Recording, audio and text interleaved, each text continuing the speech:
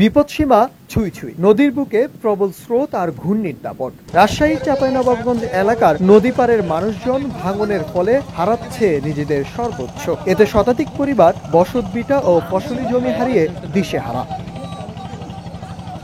পানি উন্নয়ন বোর্ডের তথ্য অনুযায়ী জুলাই থেকে পানি বৃদ্ধি শুরু হলেও আগস্টে তা ভয়াবহ রূপ নেয়। গত কয়েকদিনে পানি প্রতি মুহূর্তে বাড়তে থাকে। 14 আগস্ট পানির উচ্চতা বেড়ে দাঁড়ায় 21.73 মিটার, যা বিপদসীমার 22.5 মিটারের কাছাকাছি পৌঁছে যায়। নতুন করে বিপদ ডেকে আনছে নদী ভাঙন।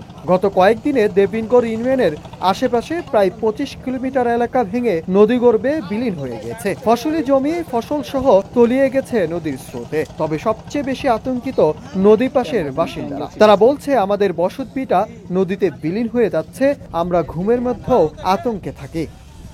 বাচ্চা মেয়েদের ঘুমাইছি, ঘুমানোর পরে 11টা বেজেছে, তখন একটা বিকট আওয়াজ শুনে দৌড়িয়ে বেড়েছি আমরা স্বামী স্ত্রী। আমি কিন্তু বউ বেটিকে তাড়াতাড়ি বলছি, উঠো তোমরা জিনিসপাতি নামাও, সরাবের সুযোগই পাইলাম না।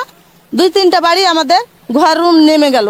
আমি 4-5টা আমার বাচ্চা ছেলে মেলে, একটা আমার রুম নাই, কোথায় আমি থাকবো? 4টা-5টা করে ঘর করছে।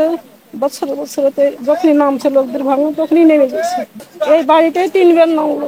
এদিকে পানি উন্নয়ন বোর্ড জানিয়েছে, তীব্র স্রোত ও নদীর গভীরতা বৃদ্ধির কারণে আপাতত জিও ব্যাগ ব্যবহার করে ভাঙন রোধের চেষ্টা চলছে। পানি কমলে পুরনো বাঁধটি পুনরায় মেরামত করা হবে। এছাড়া পানি উন্নয়ন বোর্ডের একদল কর্মকর্তা ভাঙন কবলিত এলাকা পরিদর্শন করে এবং স্থানীয়দের সতর্ক থাকার নির্দেশনা দেন। গ্রামের বাসিন্দারা স্থায়ী বাঁধ নির্মাণের দাবি জানান। তারা বলেন, আমরা কষ্ট করে একটি বাড়ি গড়ে তুলি, জমিতে ফসল ফলাই, কিন্তু প্রতি বছর আমাদের স্বপ্নগুলো এভাবেই নদীতে ভেসে যায়।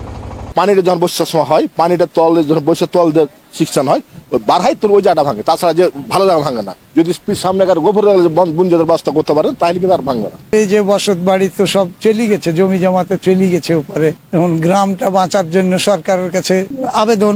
এখানে প্রায় 5 কিলোমিটার জুড়ে অনেক ভাঙন ধরেছে। রাত্রে মানুষ ঘুমাচ্ছে আতঙ্ক নিয়ে। তো আমরা চাই যে এর একটা স্থায়ী বাঁধ নির্মাণ করা হোক, পানি নির্মাণ আমরা রিকোয়েস্ট করতে চাই।